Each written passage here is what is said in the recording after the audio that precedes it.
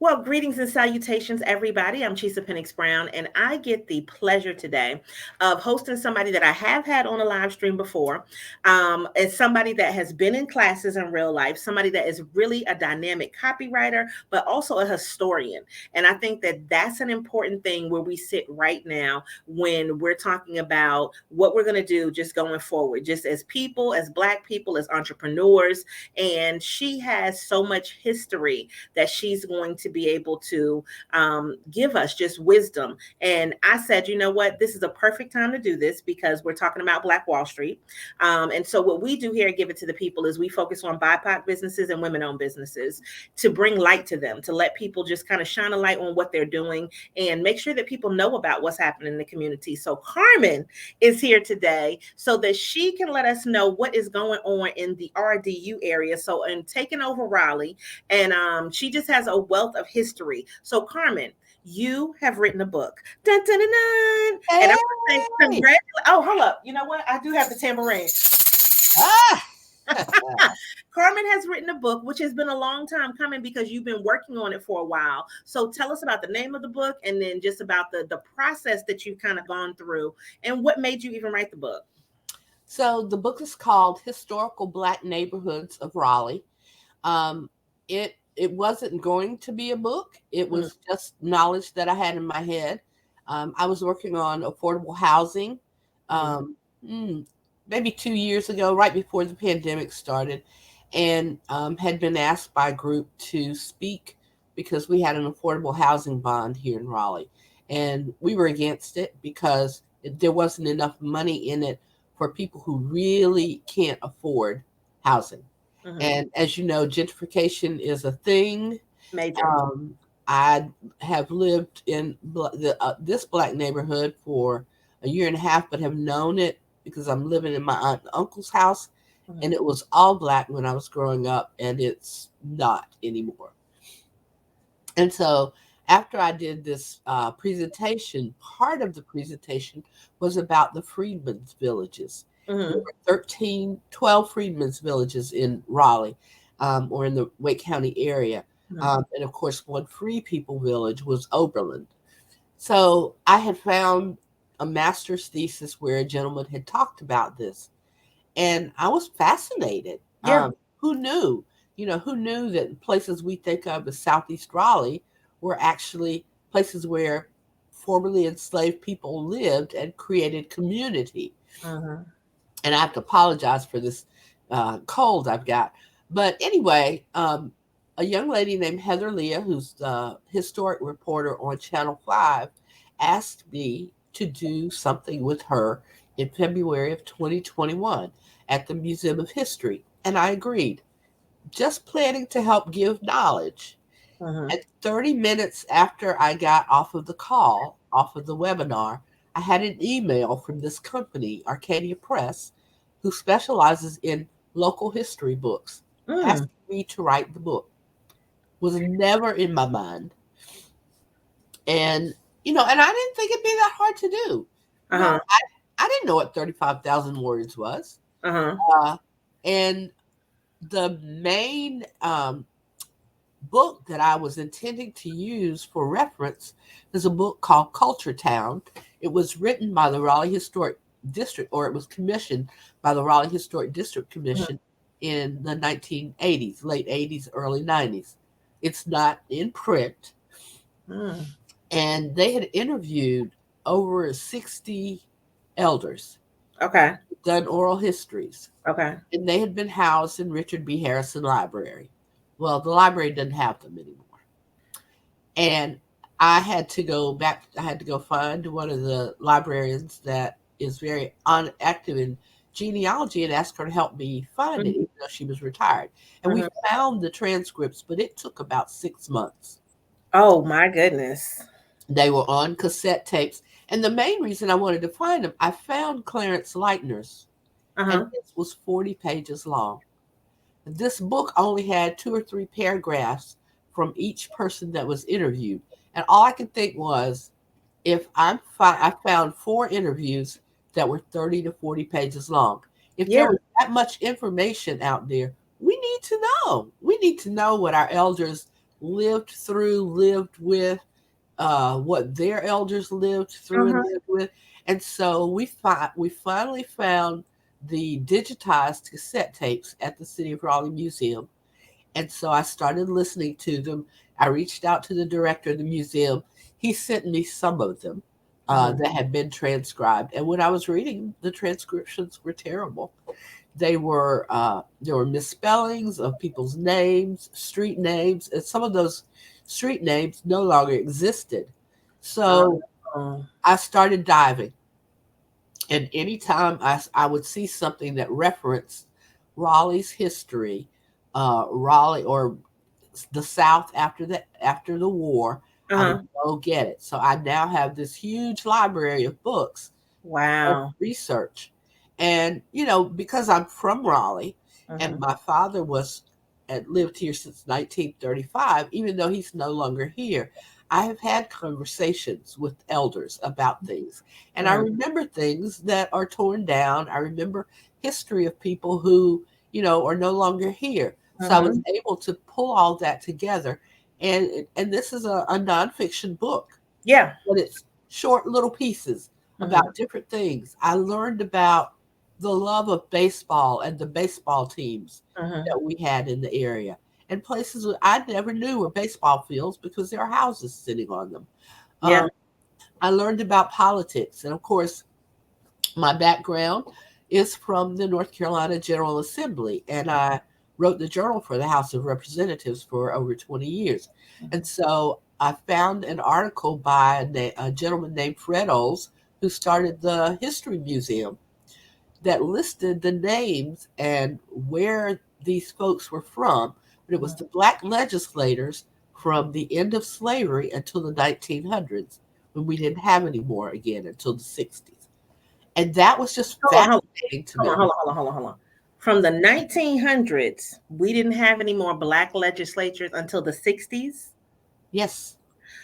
Okay, so you have just, it's so much that just even in that introduction that you just said, you yourself are a living library. Like, I just need you to just understand that, right? Like, I just imagine the stories that you know from being firsthand, but then all that you read. So I think that, it's an important factor when you said, we had all of these elders and everyone had about 30 to 40 pages. So the question would be, in that original manuscript, how much stuff was actually left out?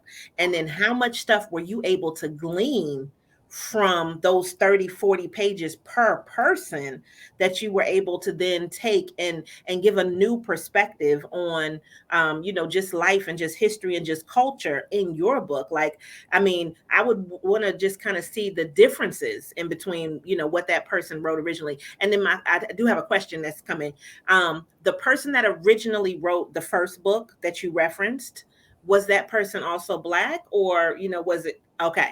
And the reason, why I wanted to ask that, because perspective and you being a part of the culture as opposed to you reporting on the culture does also, play a role in how you write. And so that's why that, to me, when you said it, was a really important question to ask. But what do you think is the reason that nobody did anything with this material from the 80s until now? Like, that's a long time in between there to not know. And then if you hadn't done it, how much stuff wouldn't we know? So, like, what do you think the reason is? Like, do you think it was the money? Do you think nobody was interested? What do you think that might be? Well, honestly, Chisa, I think people have life. Uh-huh. And if this is not their field, if this is Mm. not, we get up, we go to work. And as Black people, we are tired when we come home. Yes, we are. We work for the man, and the stress of it. I don't care what anybody says, especially if you're still the only Black in the office, or even if you're not. The stress of going to work for somebody white is. I didn't realize what stress I was under being the only Black person in my office for Mm. 20, 30 years. I didn't realize that. And, 6 months or so after I stopped working and I would see people, they would go, "Oh, you look so good. Oh my gosh, how bad did I look before?" Oh, wow. So, we internalize things. Especially, I think my generation and the generation before us, we'd speak up on some things, but we had bills to pay and we had children to take care of and we needed our insurance. And so, we didn't always fight all the battles. We Mhm. fight the ones that were important to us. And then we shut up and do what we needed to do. I know Mhm. I was in that realm for a long time. Mhm. And so I think I just have a love of family and cultural history. And Mhm. that comes from being raised by a woman whose family was sued twice by the railroad that was coming through what was going to be the town of Mount Olive in Mhm. order to get the land, because my family obviously didn't want to sell the land. Mhm. The white people that were in the town that was going to be Mount Olive gave their land away, and my family was sued twice to get it. And Mhm. so we are considered, the Wynn family in Mount Olive is considered, part of the history of the town, because the town wouldn't exist if they didn't have Wynn family land. And Mhm. so my family was always, my mom and her sisters were always determined that we would know the importance of our family history, Mhm. down to doing the genealogy and telling the stories to the point where you knew, you just knew the stories. And Yeah. so it was a good thing. It wasn't a thing that, a lot of people, their stories are horrible. And so people left and they didn't find out anything. And Mhm. so being a record keeper for the House of Representatives also helped me to understand the importance of writing down what Yeah. happens. And Mhm. we are people from Africa, Mhm. from Haiti, from the places we came from. We are storytellers. We are oral storytellers. We don't write. And in America, we weren't trained to write. Loud, but we weren't allowed to We write. weren't allowed We to were write. We killed and weren't allowed to persecuted. read. So Yeah. whatever we got had to come verbally, Yeah. orally, and we passed it down that way. And we still do. And Mhm. so today, my encouragement is write your memories down. It doesn't have to be in book form, it could just be, little brief things. Mhm. But you have memories, and if you don't capture them today, we are in a digital world. Mhm. So if you don't capture what you remember or what you have memories of today, this generation of young people won't know, because Yes. we are all in the digital world. And so if Mhm. they can't find it online, it won't exist for them. Yeah, but and that's one of the main reasons why I like to podcast, right? I think, and I can tell you just from doing this for the last couple of years that I've been doing it, because it hasn't even been 5 years, maybe 2, 3 years right now, right? um Through this time frame, just being able to see the growth of the people that they, when my first studio, when we talked about what they were doing and what was important then, and if I can go back and I can watch that from 3 years ago and see where these people are at now, it's like that's an oral history of that person that they didn't even possibly think that was going to happen, right? And so I'm just saying this, I don't know how you did not know you were going to write a book at some point in time. Like, you cannot tell me that there wasn't. I know that there had to be something that was in you that made you feel like, this was kind of, it was coming in some way. But I think that is the important takeaway from me from what you said was you were giving freely, you were sharing knowledge, and you didn't know that being prepared with this knowledge was going to turn into this company wanting to offer you this opportunity to write the book. And I tell people constantly to be prepared for the blessings that are going to come to you. So my question next is, once they reached out to you and said, look, Carmen, we want you to write this book, what was your thought? Like, did you just get this big, like, oh my God, I'm excited, or did you get scared at first? Like, what was your take on, I'm going to do this book? Because I know you talked about the words and the 35,000, and you didn't know it was going to take so long with the research, but just the feeling of somebody saying what you have is valuable and we want you to go ahead and put this book out. All of the above. I was scared. Okay. I was excited. Mhm.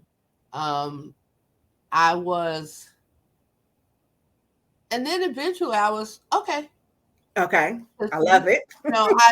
I'm at that point in my life now where I have time, and I do what I want to do now. I don't try to do what everybody wants me to do. I have done that for 50 years, Hmm. from childhood to, and I guess I should say 60 years because I'm 63. Hmm. So it's time for me to do what I want to do. And so I started doing it, and I'm so old school. I like getting on a computer and no, I went and bought, I don't know how many index cards I have in my house. So I would read, highlight, write it on the index card, turn it on the back, put the information, the page, the book, like I learned how to do in Yes. elementary school. And Yep. then I'd have I had file card boxes with the files, and I just dropped them in. Uh-huh. And when it was time to start writing, I would take them out like I used to do when I was in school Yeah. and lay them out and write from that.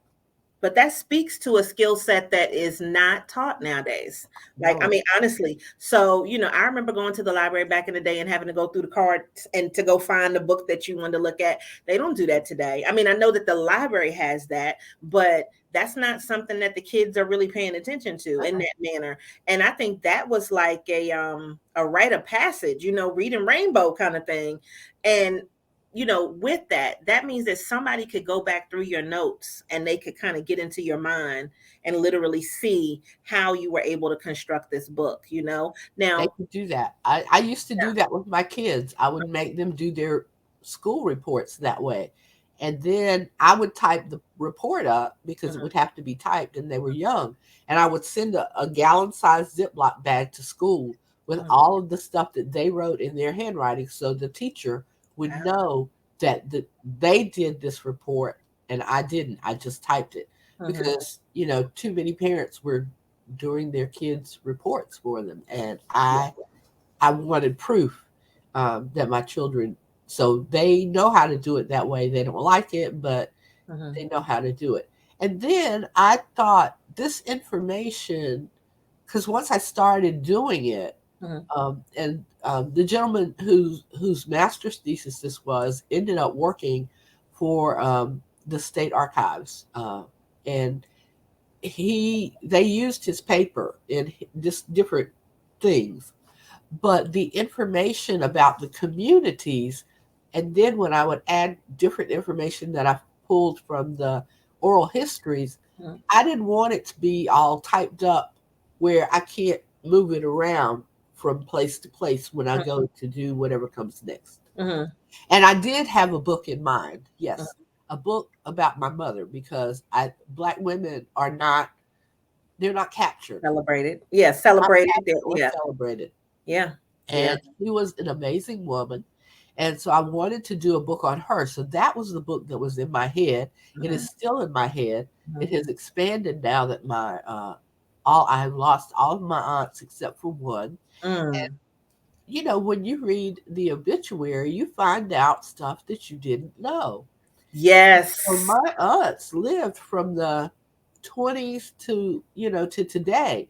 And so they did some things that I had no idea about. And I Yeah. thought, there were 7 of these women, the Grady girls, and I need to tell their story and Mhm. tell my mother's story. Mhm. So, I've also collected information on them. Um, and they weren't from here, and they lived all over the country, but we just don't celebrate us. Mhm. We celebrate the few people who were elected. We celebrate the few people who did some development, but we Mhm. don't celebrate the people who weren't important. And you know what? That's exactly, you just basically, I just felt like a little chill. You just basically really kind of put it in perspective into why I do this podcast in the first place. Because, like I said, it's always somebody rich that people want to know about, somebody famous but there are regular people like you and me who are doing what we do every day. and who's here to tell their stories, who's here to care about, something that's a milestone in our lives, right? So the thing that I think is really great and that to me differentiates your book from maybe some other things that are out there is we always hear in relation to Black people slavery, but your book is not slavery. Your book is, this is after slavery. These people have accomplished some things. These are what the kind of things that they're going through in their daily lives. And this is really giving us kind of a peek through a window of this time of life through somebody's eyes that was really living it. And you don't see that. Like the closest that we get to see it was probably Tulsa, right? And now we're just now really hearing stories of how successful people were and what they did. But I don't think there's that many stories from real people, nothing fictionalized, where you can understand that this is what was going on in their daily life. And so, just that differentiating factor alone is a reason to read the book. But when you look at it, what do you want people to get from the book? Like, what is if you read it, you want people to feel a certain way or, just know certain things? What do you think you want people to get from it? So I'm a truth teller. Okay. And I think we don't understand racism because we don't understand the beginning of it. We don't understand how it's built into the systems. And so one of the things, because this is really about the neighborhoods and how they were created, we don't understand that how it has affected these neighborhoods because we were concentrated in these neighborhoods. Why we were concentrated, everybody, it wasn't redlining maps for everybody. Mm-hmm. When you look, and I talk about right after slavery ended, how the neighborhoods were created. Mm-hmm. And so white investors bought land and divided it into little narrow lots and put little tiny houses on them. Mm-hmm. And they leased them to the formerly enslaved people. Mm-hmm. If you look today, those same lots exist.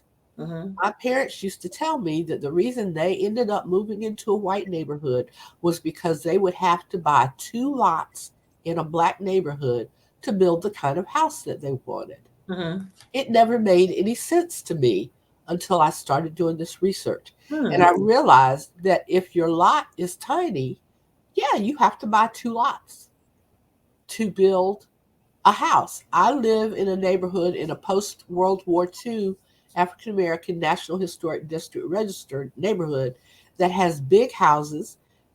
The white man who sold the land required that the houses have 60-foot setbacks from the road, required that the houses that were built on these properties were at least 2,400 square feet. This was in the 50s. So people who had money, who were professionals, doctors, lawyers, owned their own companies, could afford to do this. But it was a small, it's a small neighborhood. So after that was closed, my parents weren't buying a house until the 60s, late 60s. There weren't any more neighborhoods like this for Black people. And so I realized that if we as Americans tend to build our generational wealth on our homes, and our homes, Black people's homes, are in small, so you got 4 or 8 lots on a piece of land, where across town, half a mile away, you got a big piece of land. Not only were we behind because we had just come out of slavery, we were behind because we had have had to come out of, we couldn't buy a piece of land as big as theirs. Yeah, and that wasn't even feasible. So, I mean, in a way, I think that, whether or not you call it redlining, it was the same thing. Because if you put a person in a position where they can't do something, they can't afford it, and then when they do get to the place where they can afford it, then you come up with another hurdle or another reason or another something as to why they can't get in this place. I mean, it's the same kind of thing. And I think that, it's something that's still happening, unfortunately. And if we could go back and rewrite that part of history, then I think that, it would definitely turn out differently. But I think that just looking at that aspect of what you're talking about and how people did the best with what they had, that to me is a real it's kind of like a bright light, in relation to what you're writing about your book. And I think it can be something that can definitely give us hope and give us pride. So I want to ask you one final question. And the final question, well, two, but the final question, as far as the big question, is where do you see this book going? Like, where do you want? And I usually personify things and call it a her. Where is she going? Right? Like, where do you see her going in the future? Because she's officially out in January. But where do you see her going? Um, I see her going all across the country because I think that to affect anti-racist work, we have to know the roots of the systems. The book talks about the churches in Raleigh. I didn't realize that most of the churches came out of white churches or the stories. So there is a section on churches. There is a section on the schools that we had and how they dwindled, how they were started. There's a section on Shaw and St. Augustine's because we were one of the fortunate cities that had two Black colleges. So our middle class grew up in between those two colleges. Who thinks about that? We don't think about that. And so there are just a lot of pieces in this book. There are some pieces about people, but I have already told the editor that there needs to be a second book because there's not as much about people. But I did go back into like the historic districts commissions when they'll go street by street and talk about the people who lived in a house and sometimes what they did. So I did charts that showed who lived here, what their occupation was, and that's recorded in one other place, the Historic Districts Commission's files or their reports, but it's not where everybody can get to them. And so this can help people find out information about what their families did or the businesses that were in the community or, the little soda shops that were attached to somebody's house at the corner. And so I really think that this book has the basis to take us underneath racism and see where it came from. Because I think too often white people just think it's over. And we, Black people, we're tired of telling them. So there's a book I can say, you can go read that book and begin to understand better why things happen and how things happen and recognize we can't clear all of this up by putting Band-Aids on things. Yeah. To dig underneath and dig some of those roots out first. But you know what? That's amazing because, you think about something when you talk about history, but now it's giving perspective to a whole nother area. You know what I mean? And so I think that can be something that can be really powerful, can definitely be a conversation starter. So if people want to get the book, tell them where they can find everything online. And are you doing pre-orders? Give them any information that you have. So for pre-orders, you can go to my shop, my business website, and that is researchandresource.com. researchandresource.com. And there's a place, it talks about my business, but there's a place on there, there's a link to the store that's cauthenbiz.com. And so the book is available there for pre-order. We are about out of the first 300 and some books that I ordered. Come on, out of the 300 and some books. That's what I'm talking about. Well, listen. Wait, and I didn't order that many. I only ordered 260. They sent me an extra 100, and the invoice came and said they were non-refundable. And I was like, I didn't order that many. I don't know how to pay for those. And they told me I could send them back, the last 3 boxes back. I have a box and a half left. Okay. So, look at that. But that's a wonderful thing because that's letting you know that people want it. And I have already reserved my copy. So everybody else needs to go get theirs. Yours should be to you in a day if it doesn't show up today. wait for it to open it up and read it. And that'll be my reading over the holiday season.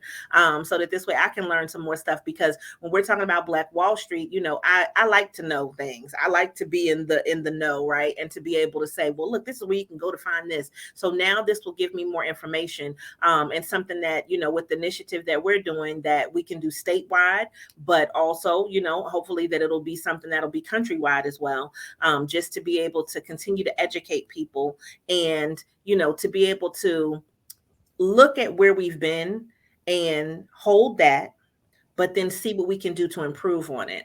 And I think that, this right here, to me, this is a foundational piece that can be used, and that the idea of what you're doing and what you're talking about can be something that can be replicated over and over again, where you can have these conversations, and it can open the door to, if people are trying to be allies, it can open the door to a better understanding and to a new generation. So I'm excited about the book. I really am. And I'm just waiting for my copy to come. That's it. I'm excited. I mailed yours Saturday. Uh-huh. So you should have it. It will be on bookstore shelves. It'll be at Barnes and Noble, and on Amazon, and through the press, Arcadia Press or History Press. If officially January 9th is the Okay. official date. Well, we are excited about that and can't wait to share, all of that with everybody out there. So everybody, if you're looking for the book, Carmen told you where to get it, and we'll go ahead and we'll put it in our notes so that this way you see it underneath the video. And Carmen, I just want to thank you for sharing. And I know it's just, we could have probably went on for so much longer, but we don't want to tell everybody everything, right? We want them to go ahead and get the book. And Yes, then yes. guess what? After they get the book, then we can have some more discussions, because they'll have time to inhale, right? And then they can exhale in real life. And so we're looking forward to this. And I'm just congratulations to you for definitely doing it, because I know how long it can be, but you had like, this wasn't just coming out of your mind, right? Like, you had to really research and get it together. And that's a whole different process. Being able to put something like this, that's this important. I'm congratulations. So proud of you. Thank Yes. you. Thank you. Yes. All right. Well, everybody else, thank you guys for watching. Thank you for listening. And if you're watching, later on, make sure that you leave some comments. Make sure that you get the book and let Carmen know that you got the book and that you saw this video. And as always, make sure that you always show up and show out and continue to give it to the people. Bye, guys.